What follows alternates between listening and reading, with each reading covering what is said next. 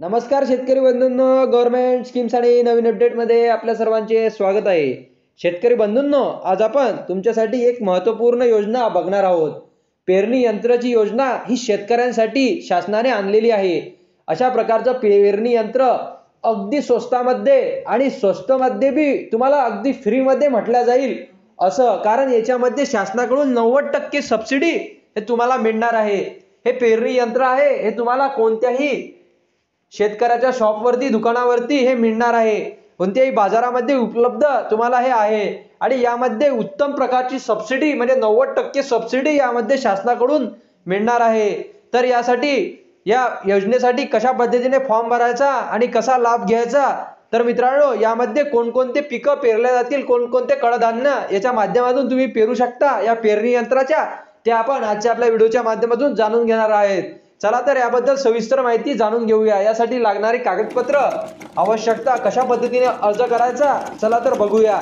सर्वात प्रथम आपण यामध्ये जाणून घेऊया की यामध्ये कोणकोणते कडधान्य तुम्हाला पेरता येतात. तर याच्यामध्ये हरभरा तुम्हाला या पेरणी यंत्राच्या माध्यमातून पेरता येते. तर मित्रांनो ज्वारी सुद्धा तुम्ही याच्या माध्यमातून पेरू शकता. तसेच मक्का, तुम्हाला मक्का पेरताना अनेक अडचणी ह्या निर्माण होत असतात, जसे की मजूर मिळत नाही आणि मजुरी सुद्धा महागात पडते. अशासाठी तुम्हाला हे पेरणी यंत्र अगदी 2 तासामध्ये तुम्ही 1 एकर हरभरा आणि मित्रांनो 1 एकर मका हा पेरू शकता. अशा पद्धतीने हे पेरणी यंत्र आहे आणि असे अनेक कडधान्य तुम्हाला याच्या माध्यमातून पेरता येईल. तर मित्रांनो हे सर्वात उत्तम प्रकारचं असं यंत्र हे काढलेलं आहे आणि यामध्ये तूरचं पीक सुद्धा तुम्ही पेरू शकता. मित्रांनो तुरी सुद्धा तुम्ही याच्या माध्यमातून पेरू शकता आणि याचा लाभ हा कसा घ्यायचा ते आपण आता बघूया. सर्वात प्रथम तुम्हाला याचा लाभ घेण्यासाठी आधार कार्डची आवश्यकता पडणार आहे. आधार कार्ड सोबतच तुम्हाला जो 7/12 आहे तो 7/12 तुमचा लागणार आहे आणि जे पेरणी यंत्र तुम्ही विकत घ्याल त्याचं GST बिल तुम्हाला यासाठी लागणार आहे. सर्वात प्रथम तुम्हाला महाडीबीटी पोर्टलवर जायचं आहे आणि महाडीबीटी पोर्टलवरती गेल्यानंतर तुम्हाला याचा पेरणी यंत्राचा फॉर्म ऑनलाईन पद्धतीने भरायचा आहे.